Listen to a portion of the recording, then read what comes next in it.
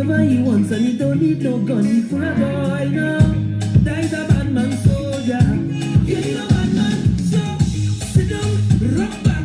Tell them I don't need no strap to defend no people from wicked and evil. So sit down, rock back. Big man look for a walk. Look down evil. If they distress my people, then fire go burn them. Fire go burn them. Oh Lord, I said this is the year for love. Fire go burn them. Fire go burn them. Say little boy, you ain't got a thought. No, me when the fight is for, when the fight is for, killing for, killing for. We don't need no war. Good evening, Trinidad and Tobago. It is Thursday, the 9th of May. The numbers looking a little bit low. I know you wasn't expecting me tonight. So let's see what we can do to get the numbers up, because we have some things to talk about. It's 7:47, leaving on a jet plane. Stuart Young, the Minister of National Security, says he does not understand. I quote the man exactly. He wants to know what data. I want you to hear this. I want you to hear everything I'm about to say. Stuart Young says he wants to know, he's questioning what data the authors of an online report ranked this country as 12th on the list of the world's 20 most dangerous countries. Now, if I were the research officer for the organization, the international media, this is not, you see, Stuarty Boy accustomed to journalists coming to his office as Minister of Communication to collect their handout, to collect their hamper, to collect whatever it is they're getting, to make them talk shit on behalf of the government, to spew PNM propaganda, to copy and paste his distraction, misdirection. He is unhappy in a world of social media and critical thinkers. So if you were in charge of researching Trinidad and Tobago and you found out that the Minister of National Security had a daughter who was living with a gang leader, and if you found out the Minister of National Security had another daughter who was kidnapped for ransom and was able to open a bank in the middle of the night to pay the ransom to get his daughter back, and if you found out the Minister of National Security had a third daughter who they found the police had to arrest because she was a drug mule, a drug trafficker. She was arrested together with her crew, sitting on a mountain of cocaine and marijuana. Now, this is the Minister of National Security. Ostensibly, number 4 in the line of Trinidad and Tobago's government, Prime Minister, Attorney General, Finance, National Security. Now, you have no way of knowing those 3 women is the same girl, because you had to give this child, her pips, Stuart Young's daughter, she overperforms. If this is the kind of person, when they come for a job and they fill out their application and they tell you what they've done, you tell them, you're overqualified. You're overqualified for the work. Stuart Young. Because you can't believe that it is one young girl doing all of that.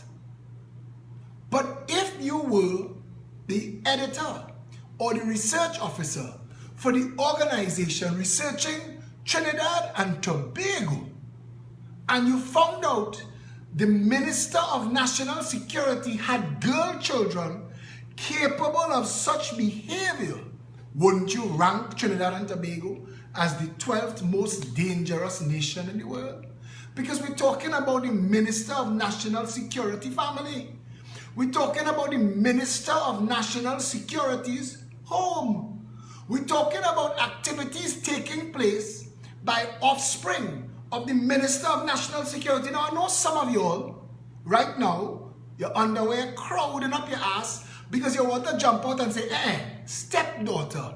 You see, when Stuarty was bullying that child mother, that was his daughter. You understand? I watch him pose with her for PNM elections as his daughter. When Maria in Ernst & Young was pulling strings, she was pulling strings as the wife of the Minister of Communication and National Security. So the fact that he disowned her after Gary Griffith arrested her is irrelevant to the people of the international media researching to find out going on inside the Minister of National Security house is the wife of a gang leader, a kidnapped victim who was able to pay her kidnappers in the dead of night, and someone who is capable of being arrested as a drug mule. Stuart Young, if you want to know what criteria they relied on, they didn't have to go much further than your house. Because in the United States of America, Canada, Great Britain, Mexico, Brazil, Japan, Israel, France, Sweden, Switzerland, Holland, tell me when I could stop naming first world countries, Dubai.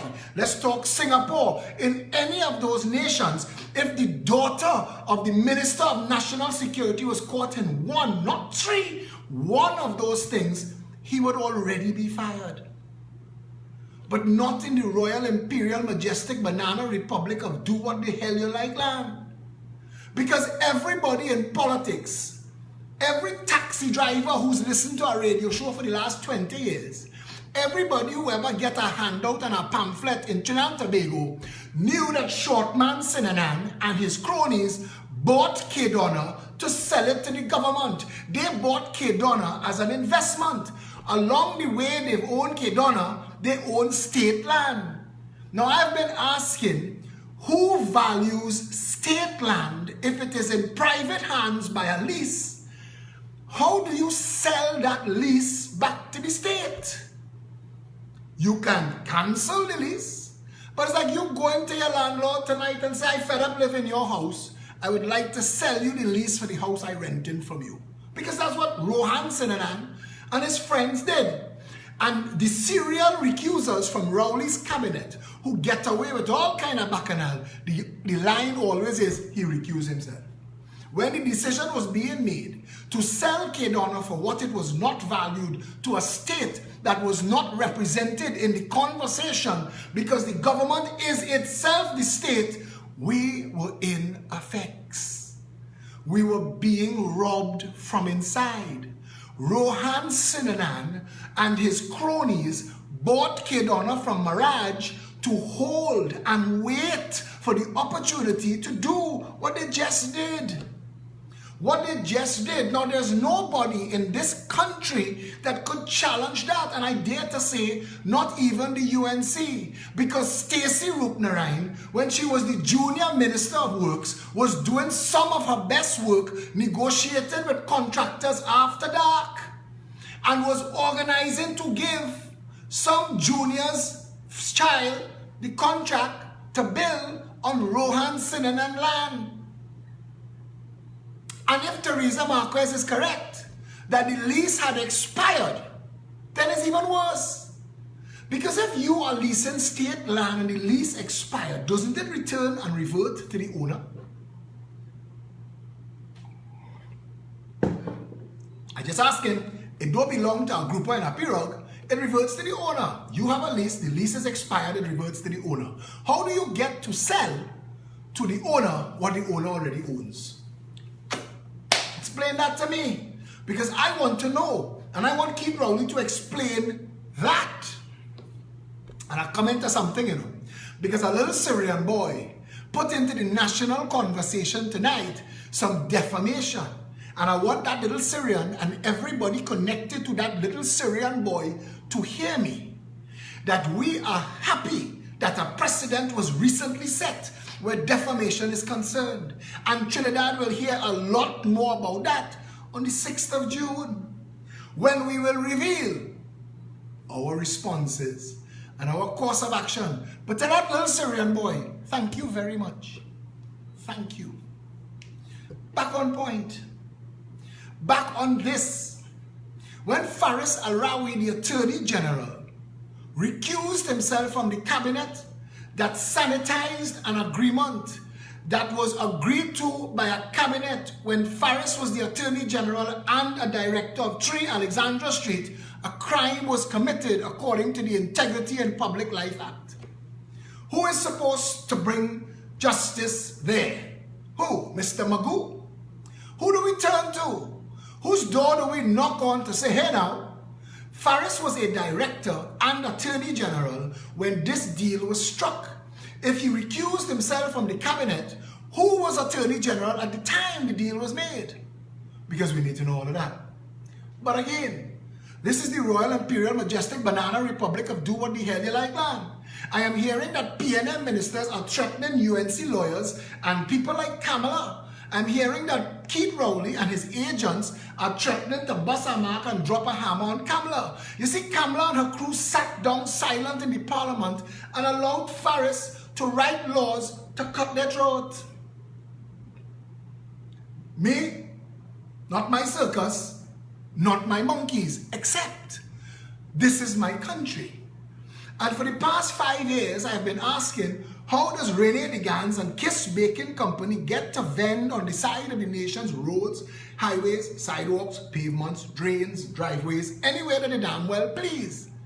I have seen with my own eyes and taken pictures of Kiss Baking Company vendors hanging their goods on the no vending sign. So when little Mark Franklin in Maraval was arrested yesterday, the nation was right to get very upset that this was an injustice in the face of the fact that the Bermuda's own Kiss Baking Company, operated by Rene Digans, that boasts of being the largest Caribbean wholesale bakery, how could it get away with such behavior?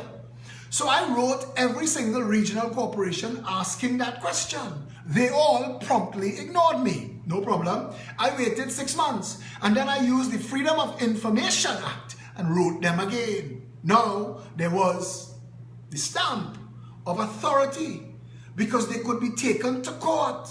So now they had to answer. And when they explained, all that they tried to say came out to be the same thing. That Kiss Baking Company had no right, no lease, no leeway, no license to sell there.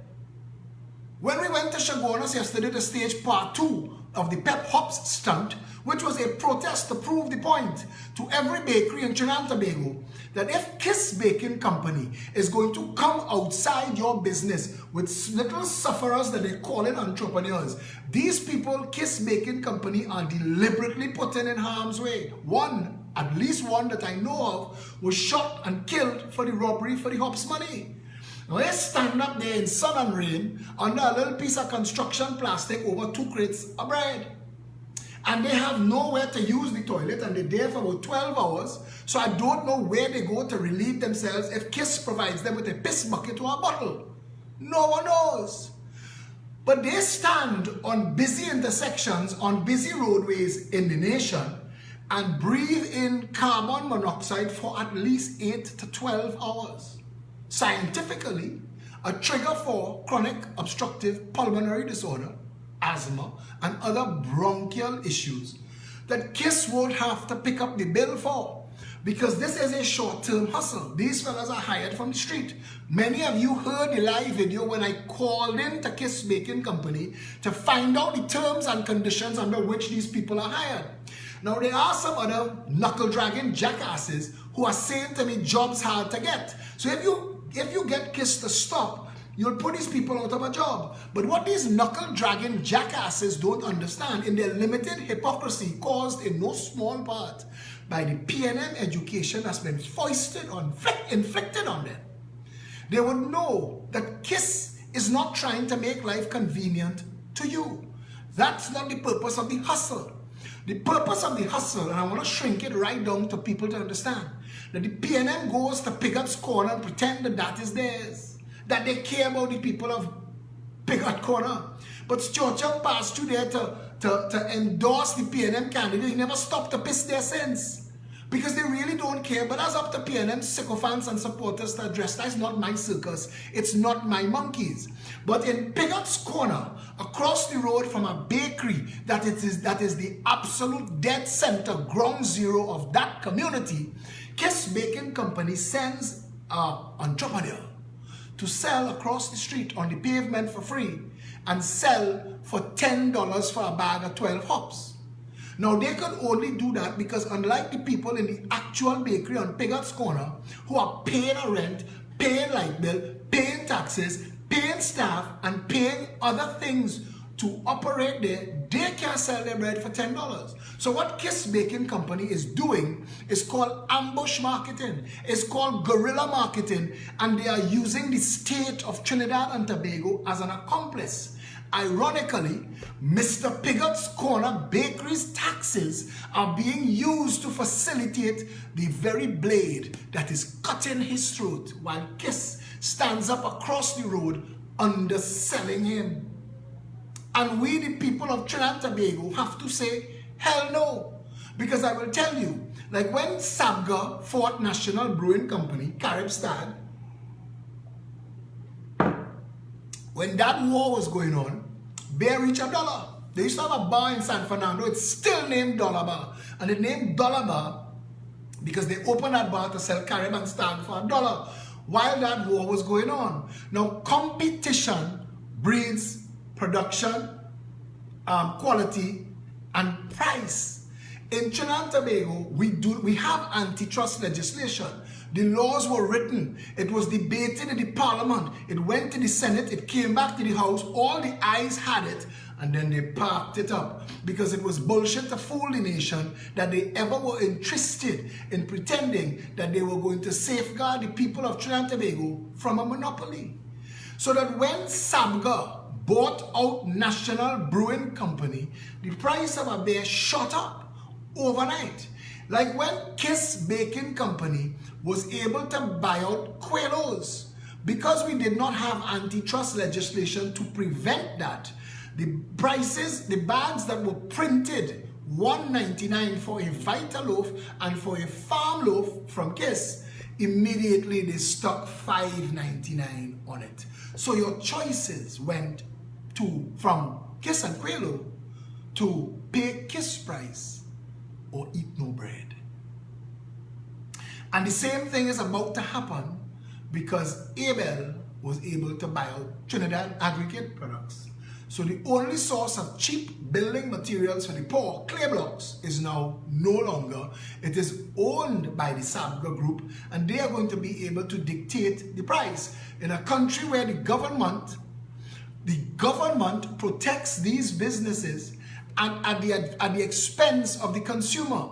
Because if Carib and Stag are the only beers that could sell for $10, the government has a right to open the market to other breweries. Not that beer is essential, but to open the market to other bakeries so that Kiss could get some competition. But instead of that happening, what's happening is the government is turning a blind eye. The operation of the state is failing every small authentic bakery in this country. And to the knuckle-dragging jackasses who worried about the one person standing on the side of the road in harm's way, fighting for Kiss dollar, think about the people who've invested in an actual bakery, who've actually hired staff and are contributing to the community. What happens to all of them when Kiss is successful? And you who are endorsing it, you who are defending it, are going to end up in the grocery with two choices: pay Kiss price or nothing at all. The only thing keeping the price of bread within reach of the small man is the small bakeries, not Linda's. Linda's is now a chain owned by some Syrian business people who for some reason are able to do a lot better than the Chinese people who owned it for 50 years. And I'm going to deal with that at another time, because it's astonishing to me the fantastic capabilities of my Syrian family when they get into business. Because it could be blocks, bricks, ice, beer, bread, construction. They seem to be a whiz at anything. They started off in cloth, but they didn't end there. And they seem to be a whiz. Branches open overnight. Like Mario Sabga and his 126 stores, making him the Starbucks of the Caribbean. Now it is either that they are amazing businessmen, which I'm willing to give them. I'm willing to say, you know what? They may be amazing businessmen, or they have an access to financing and credit that the rest of the country doesn't have. That some of them seem to have access to US currency that the rest of the country don't have. and to the 1% and to the contract mafia that have a problem with me, you have every right to have a problem, because the knowledge and the information that you are trying to hide from the public will not be hidden. We will address the upending of this country. We will address where the source of all of this money is. And Pharisees, explain your wealth law. I hope it can be triggered by the average man in the street and shouldn't rely just on Pharisees, because Pharisees may not be an operative of the citizens. He may not be flexing his biceps for us. Only at elections time, maybe. Back on bread. Kiss-making company is allowed to flout the law. Bermudez, Renegans are allowed to flout the law of the land, and the municipal corporations who have admitted, hear me, that Kiss is vending illegally are doing nothing to take action against Kiss-making company. So it is either the entirety of each and every municipal corporation are incompetent and should all be fired to save us money, or somebody, somewhere, taking a bribe. Because nothing else makes sense. Nothing else explains the collapse of the state machinery in the face of a rampant criminal kiss-making company.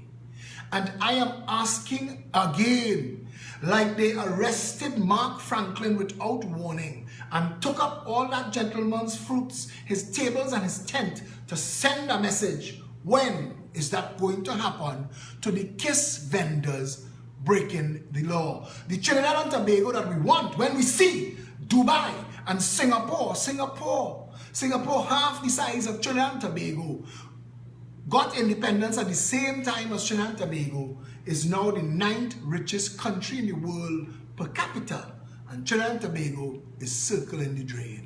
Here, the Royal Imperial Majestic Banana Republic of do what the hell you like land, we're a shithole, we're a cesspool, we're a banana republic, we're a narco state, we're a failed nation, and anybody who tells you that that is not true is either stupid in the head or getting paid to think otherwise. Under the People's Partnership government, 2 Ukrainian fellas operating in a basement were paid to say that Trinidad and Tobago is the #1 tourist destination in the world. You could get somebody to admit or to endorse anything you want, except fact and science, because those two things are not open for questionable dollars being flung at it. So let's look at fact. Let's look at science. $3 trillion have been spent in the last 56, almost 57 years in this country, and we have shit all to show for it. We have nothing of value.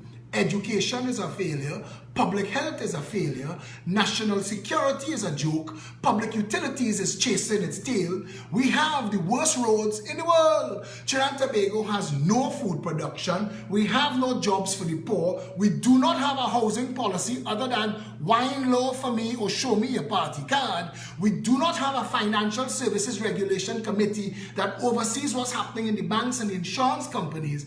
In short, we have failed government, taking advantage of the people's trust, vote after vote after vote, using the parliament, the cabinet, and the government to service the rich getting richer, while the poor get poorer. Our middle class have become working poor. Our poor have become destitute in 4 short years, and Trinidad and Tobago is on the verge of ruin. Now, they run to the parliament to write laws that they hope will shut me up. They started with a cybercrime bill and they're going down the road with others. I plan to stay the course for as long as I could, but I'm calling on the rest of you now. Take responsibility for your country. Take action. You need to stand up. You need to make better choices. You need to get involved, because if you don't assist, if you hold your corner, if you bend your head in your little outfit with the reflectors and drive your company car thinking it's saving you, brace for when the wolf reach your door. Because even if you don't lose that government work, even if they don't come and move you because for some reason there's somebody relative or blue-eyed child, you could be driving down the road and your life is ended for small money. and your party card ain't gonna help you there. The country that we want, the country that we need, is on the other side of the People's National Movement. Now you will tell me about the UNC and I will tell you that you're correct. I'll tell you that you're right. I stood up against injustice and corruption in the UNC while the UNC was in government. It is what prevents me from getting involved in either of these two corrupt and cancerous parties, despite all the begging of all the members who see me as some kind of savior for their party. You see, I know that Keith Rowley running as an independent can't win a bingo in Diego Martin. And Keith Rowley knows that too. Because when they sit you down on the media, when you tell them that you form a political party and they ask you what's your base, what they're really asking you is, are the Africans or the Indians voting for you? Because that's the choices in Trinidad and Tobago. The Africans and the Indians have been tethered to foolishness. They've been told that you are the opposite of that. Not understanding that that is circular reasoning. That the only reason to vote for the PNM is because you're not the UNC that not voting for the PNM. And that's the height of stupidity. We are where we are because we've allowed that to continue. We've allowed it to continue. Nobody else. Nobody else has taken our hands and jammed it in the ink to put it next to the Balizia of the rising sun. We did that. And we could undo it. We could actually make a better choice. We could pour into Stanmore Avenue after watching this political party with no money, under a media blackout, with people who are not recycled politicians, stand firm under the most reprehensible of attacks and have given you meeting after meeting after meeting. The only political party that was formed on such strong policies that every other political party in the country trying to thief them. That prior to January 18, 2017, not one of them ever spoke of any of the things that we have spoken of. But now all of a sudden they know. Now all of a sudden it's fact. Now all of a sudden they're advancing it as a way forward. Why must you be so stupid as to abdicate responsibility for your country and take foolishness and cheer up? Why? Why would you do that? Why would you need to do that? Take a little something. We're coming back harder. There's stuff you need to know.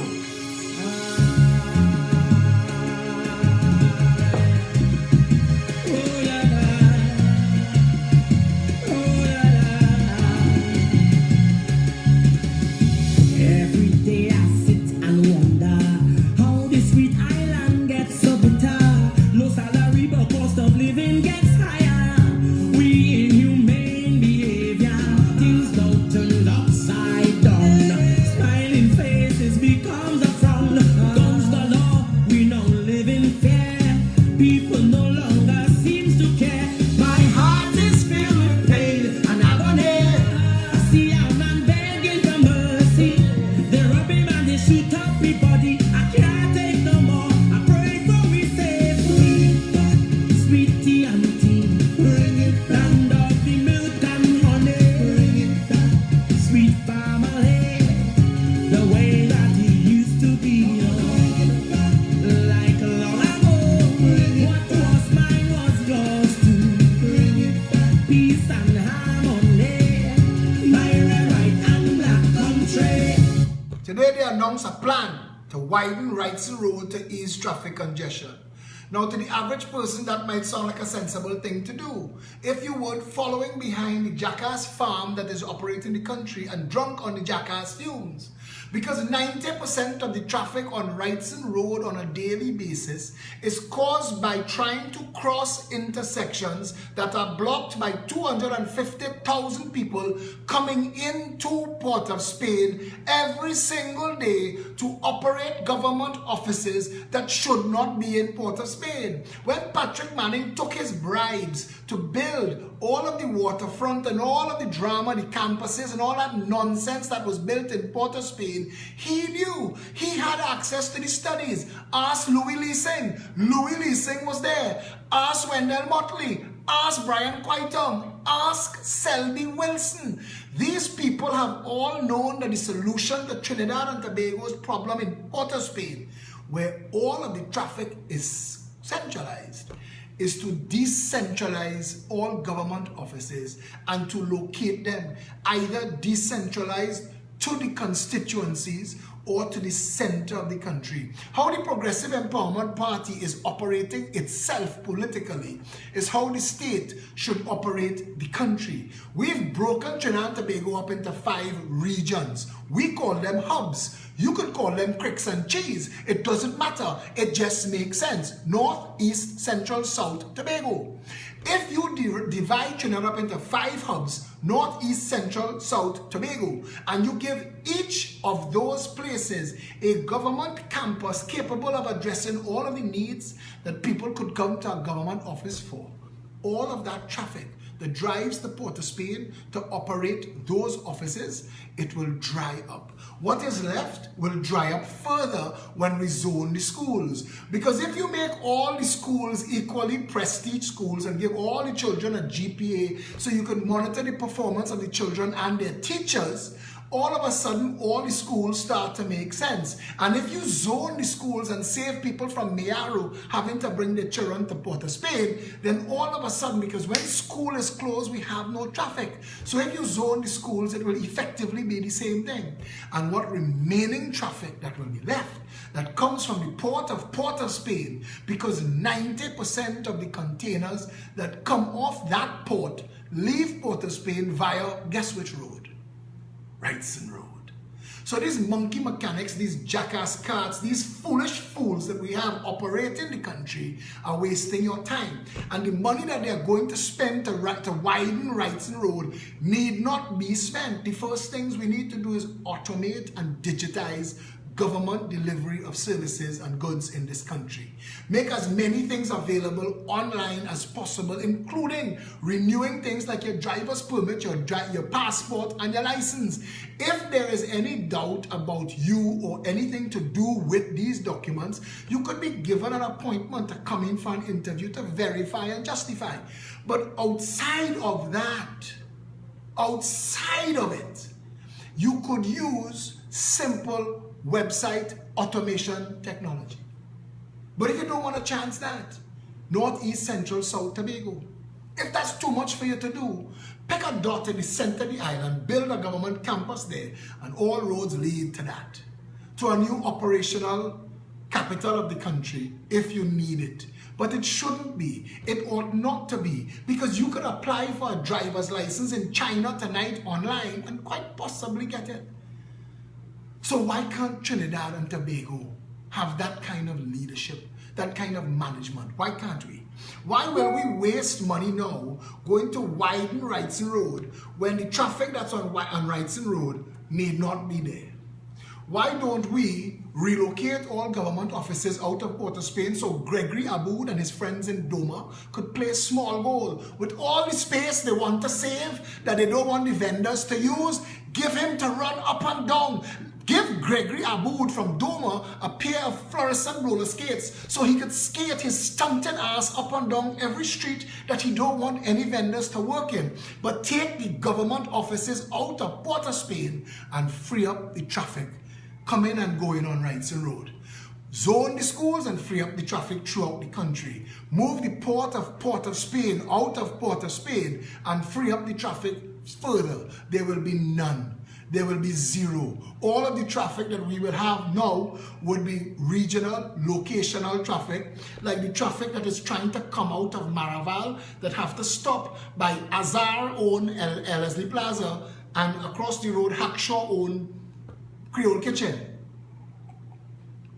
Now, if you made Rapsy Street from Bossier Village through Rapsy Street from up along Circular Road and right round into a roundabout, you would solve that problem. But Richard Azar from Dairy doesn't, and Westmall, doesn't want that done. So he's been fighting every government since to prevent that being done. But if you did that, you would have 2 lanes coming out of Maraval and no reason for anybody to stop. You wouldn't need a construction contract. You wouldn't need traffic lights. You would need some signs. You wouldn't even need a backhoe. And we could fix that problem. Like coming out of Diego Martin in the morning, Coming out of Diego Martin in the morning, we did a Baco and a Baba Green for about 12 hours because from Powder Magazine to Mohammed's Hardware just before the community hospital, all of the land that is required for the extra lane to end the traffic because 6 becomes 3 before it becomes 4 and then 5, it exists right there. And the madness that Suraj Rambachan left when he took over the Diego Martin bypass, the redevelopment, when he took it over when Jack Warner was fired, the madness that Suraj Rambachan refused to deal with could be dealt with on a Sunday. And by Monday, we're back to normal. Coming out of Diego Martin, coming out of Westmoreland and Caranage and Goodwood Park and Bayshore and Glencoe and Petty Valley, we're good. We'll be okay. So all of those types of problems and all of those types of traffic, because in every region, there will be traffic areas, some of it caused by commercial activity. So when you get into high density commercial activity, where a lot of people trying to go, you'll tolerate a little extra traffic, but generally, there will be no extra traffic anywhere. Anywhere. And it is that easy. If we wanted to fix everything that's wrong in this country. Because when our Minister of National Security said you cannot secure Trinidad's borders because America can't secure their borders, didn't take account for the fact 2 things. 1, Trinidad could fit inside of the United States of America 150,000 times. And 2, and more importantly, the states have responsibility for their borders, not central government. And the fact that the federal government is involved in the Mexico wall, which is what Stuarty Boy, this incompetent, stunting jackass, is trying to quote, what he is watching is politics playing out in America, because the 2-tiered economies of both countries, Mexico and the United States of America, need to sit their asses down on a negotiating table, come to terms of agreement that right sizes both, because America needs Mexico like Mexico needs America. But that is not my issue, not my circus, not my monkeys. What I want this monkey Stuart Young to know is that our borders can absolutely be secured. And like New York City, which I would like to encourage Stuart to jump on one of his financiers, Bertram's, and motor up to New York City. Go to Manhattan Island, Stuart Young, and when they contact you via radio and they tell you, yield, do yield. Do yield, partner. Because when they drag your sorry ass out of the Hudson, you will then know how to secure Trinidad and Tobago's borders. 3 miles out at sea, a virtual wall. We could use repurposed oil barges and actually deploy personnel there. Or we could use sonar boys, drones, and a 360-degree radar. It is easy, easy to fix. But we keep electing governments to office who do not want you to know it is easy to fix. They rely on you being lazy and stupid, and for too long, many of us have lived up to that requirement. That has to change. All of the things that you want fixed in this country can be fixed.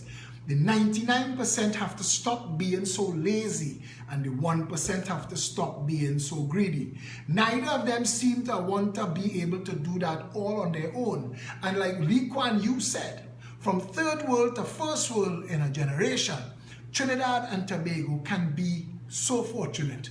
All we need to do is want it. The truth of the matter is, everything that is wrong in this country can be fixed. Today I was telling people on a live video what I realized most of Trinidad and Tobago do not know, that all of the setup of this country was actually created for a federation of states and not for Trinidad and Tobago. We just copied and pasted and shrunk it down. There was never a need and a purpose for local government in a country that operates with central government the size of Trinidad and Tobago. Listen, it is time to fix the country. You have one last chance. Now, if you vote PNM or UNC into office, if you vote by your inaction or your absence, or you choose to go and vote that PNM back into office, when your children are dancing for the water cannons because food run out, Don't look for other people to blame. Don't look to hold your head and ball or rent your garments or say you change your mind. Some choices cannot be undone. Faris Al-Rawi and Keith Rowley are telegraphing their positions. Keith Rowley said last night that $1.4 billion represents 2 years worth of medicine in the hospitals. And when he said that, my critical mind asked, if 1.4 billion is 2 years of medicine for the hospitals, why does operating the hospitals cost us $10 billion? Because if 1%, 1 billion or 10% is the cost of the medicine, what is the other 9 billion for? You're not building hospitals with that money. You're not renovating hospitals with that money. Where is the other $9 billion going, Keith Rowley?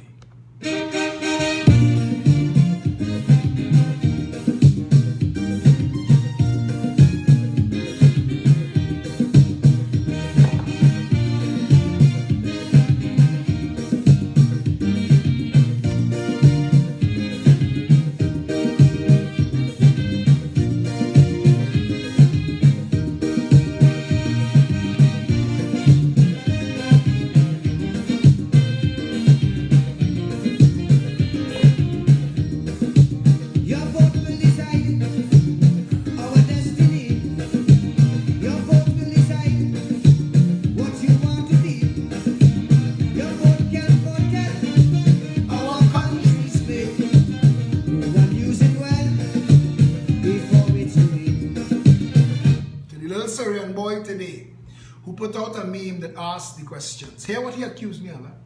He basically says, I have no job, I do not run a business, but I live a 1% lifestyle, and I believe it is believed that I earn in excess of $250,000 a month. That I dedicate all of my working hours for the last decade on Facebook, which earns me nothing. So obviously, I am very talented. And that is what you want to put me on blast for? Come better than that, child. If it is that who you're voting, baby, on a doubt. When you're voting, vote them out. Vote them out. If it is the proven to be your equal amount. When you're voting, vote them out. Vote them out. If it is the time is now that change should come about. Just as how you vote them in, vote them out. Register and vote them out.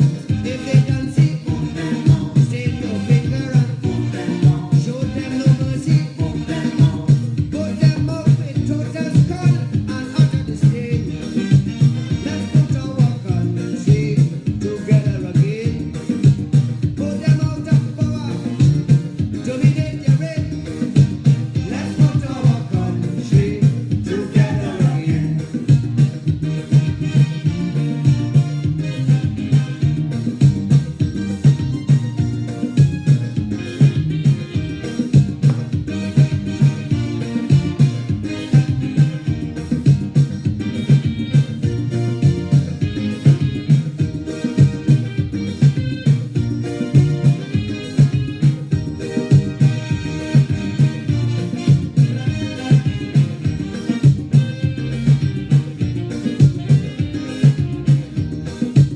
If for 30 years you voted them in, and resort it is as soon as they win, they give you big words and enslave your souls, promising you roads and giving potholes. If they are the reason why the economy won't sprout, when you're voting, vote them out, vote them out. If it is the passing laws that them alone can float, when you're voting, vote them out, vote them out. If it is the building heights, south, east, west, north, and south, the same way you vote them in, vote them out. Register and vote them out. Totally, vote them out. State your finger and vote them out. Rescue the country, vote them out. David Beckham was banned from driving. David Beckham, as British as is possible to be. David Beckham, international icon of the United Kingdom, was banned from driving for breaking the law for operating a mobile phone while driving his Bentley. Now you tell me, could we ever hope to become a country that is capable of operating at that level?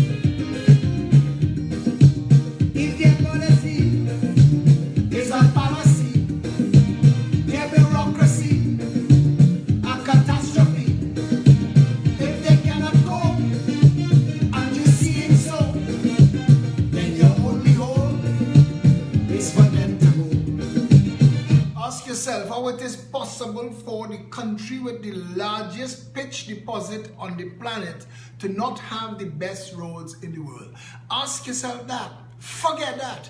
Ask yourself, who is getting our pitch money now? Ask that. Forget that. Ask how it is possible in a country that prides itself on being ruled by law that I could be asking this question for years now. That other political passerbys have taken it up and are asking it too. And to this moment, nobody could explain where our pitch goes and who gets the money. Yeah, Trinidad and Tobago, where are we going? Where are we going? Where are we going if we as a nation cannot organize to call our government to order? Where are we going? Where are we going if our Attorney General is going to the Parliament every week to pilot laws that seem to make no sense? All of his laws are traveling back in time, yet none of them are traveling as far back as Calder Hart or Johnny O'Halloran. He seems to be very selective in his time traveling, and we need to assist him. I want Johnny Sukaran, aka Faris Al-Rawi, to jump in his time machine and drive us back to when the transaction was done for 1 Alexandra Street with him and Manning. Because as far as I am aware, A, the building wasn't ready to be rented, and B, more importantly, there was no government in place to do any such act. Take us back to there, Faris. Take us back. But Trinidad and Tobago, we can't continue to just bust mark. We have to talk about how we fix in this place, because everything can fix, and we talk to you about policies and plans and programs and ideas every single day, all of them designed to make a better Trinidad and Tobago. We just have to want it. It's easy. Success leaves clues. Shipping, go to Singapore. Education, go to Finland. Cocaine, go to... I just nearly make a joke about Goodwood Park. Go to Colombia. Trinidad and Tobago needs to be a better nation. But we cannot be a better nation as long as we continue to stand where we stand, examining our navel, looking for our future. Our future is at the end of our hands and our fingers and our votes. If for 56 years we have voted people into office and have nothing to show for it, what, if anything, do we do next? We can listen to Kurt Allen. We can get some advice here.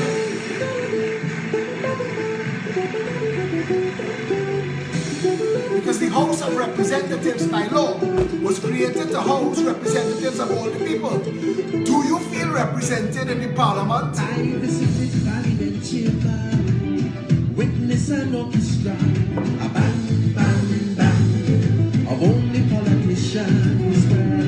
Rated their performance and style, Talent and endurance, a bang, bang, bang, of parliamentarians.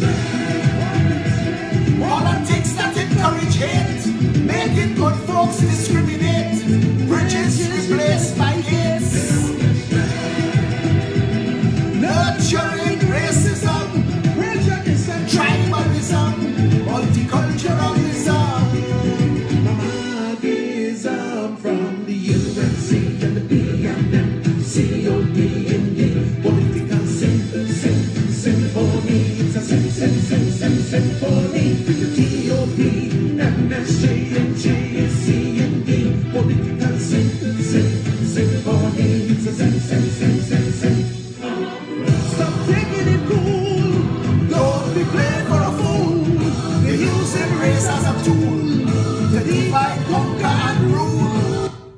understand. You may think that that is a political level decision, but it is not.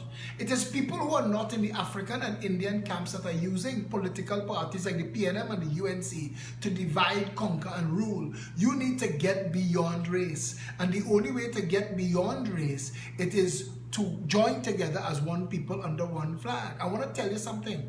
Being black and voting PNM has not benefited you other than some handouts. Dogs get treated better than PNM voters. It took 30 years for the people of Abipuja and Bigyar and Scorpion to get their fish market. But it took Brian Lara Stadium 3 weeks after Rowley got sworn in to get hundreds of millions of dollars spent by financiers to facilitate the completion of a project that Keith Rowley himself said under the Udicot and Calder Hart was the most corrupt in this country's history. So how do you allow yourself to be led by a man who is so deceitful, who is such an accomplished liar, that he fooled an entire nation about how many children he had? How could a man so disgusting be the leader of this country, who would lie about his own children? Worse, teach his children to lie about their parenthood, so that nobody gets to be the wiser that Rowley was breeding outside children all over the place. Partner, own it. Own it. You're not the only one, but you're the only liar. You're the only deceiver. You made those boys grow up in wherever they had to grow up, lying.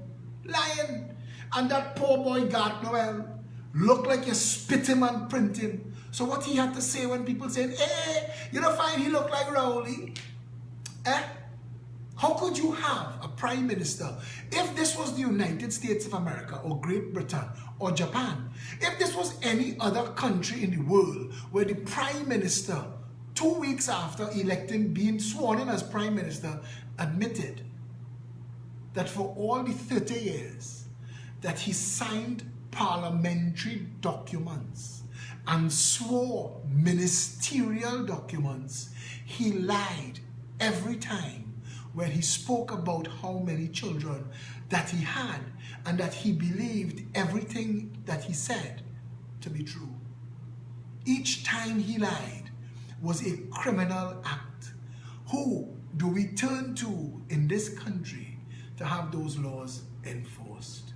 The reality of our situation does not change. That government relies on its well-placed puppets to damage reputations and destroy people's names. To the 1% and the contract mafia who are doing everything in their power to defame me, I want you to hear me. It will not work. Whatever is anointed by God is meant to be. And the fact that you have to hide in the dark to say what you have to say, and I speak in public every single day, tells me which one of us are on the side of right and light. But long rope for bag of goat. They say night could run till day catch it. Keep spreading your propaganda. Keep sending your threats. Keep praying. Light every candle you could find. Keep walking your obey. Go and roll around in the cow skin and the blood down in Maruga. Keep lying and fooling yourself and believe it, that you're going to have the last say always. Martin Luther King said that at some point right triumphs, and the day I have the authority, that day we will come back for each and every one of you. And like Faris Al-Rawi has created a precedent with these back in time laws, I will make sure that we write laws that come for each and every one of you. We come in for the body you leave in your coffin. We come in for your inheritors, your wives and your children. If your neighbor involved in Bacchanal, we come in there too. Like how they kicking down door everywhere in the country. If we're looking for you, we're kicking down your neighbor door looking for you too. We want you to hear and remember that what you set in train now will come back and bite you. Stay safe, Trinidad and Tobago.